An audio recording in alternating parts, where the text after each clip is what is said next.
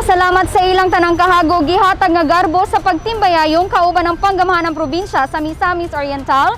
Gisugdan na og pagpangtunol ang Honoraria Ngadto sa mga barangay health workers kon BHW.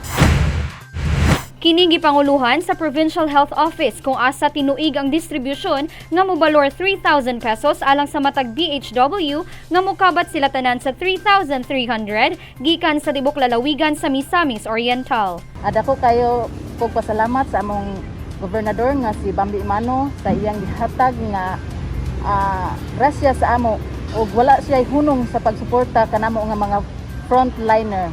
Gisugdan ang maong pagpangtunol sa westing bahin sa lalawigan sama sa mga lungsod sa Lugait, Mantikaw, Naawan, Initaw, Libertad, Hitagom ug Lagindingan niadtong Oktubre 5 nga laumang matapos sa malabot Oktubre 29 ning tuig.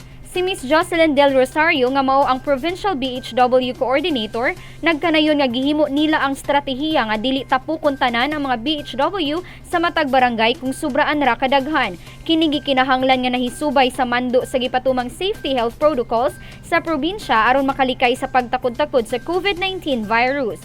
Dugang mensahe sa puwersa sa PHO ubos sa liderato ni Dr. Jerry P. Kalingasan nga ang mga nagunang tahas sa tanang barangay health workers nga giila nilang extension arm kun mga frontliners sa matag barangay mao ang magsilbing educator sa matag household alang sa mga health campaigns. Lakip sa ilang responsibilidad ang pag-organisa og mga kalihukan may kalambigitan sa mga komunidad alayon sa mandato gikan sa kagamahan ng probinsya ug ang mahimong documentor sab niini. Ning panahuna nga hugot ang pagpatuman sa vaccination rollout, ang mga BHWs ang kanunay musuta ug mutabang sa BHERTS team aron tunhay ang pagpatuman sa tanang proseso sama na lang sa pag-abot sa mga apur aron dunay koordinasyon ngadto na sa matag LGU. Lakip sa ilang tahas ang pag-asistar sa mga nurses ug midwives nga anaa sa barangay health stations.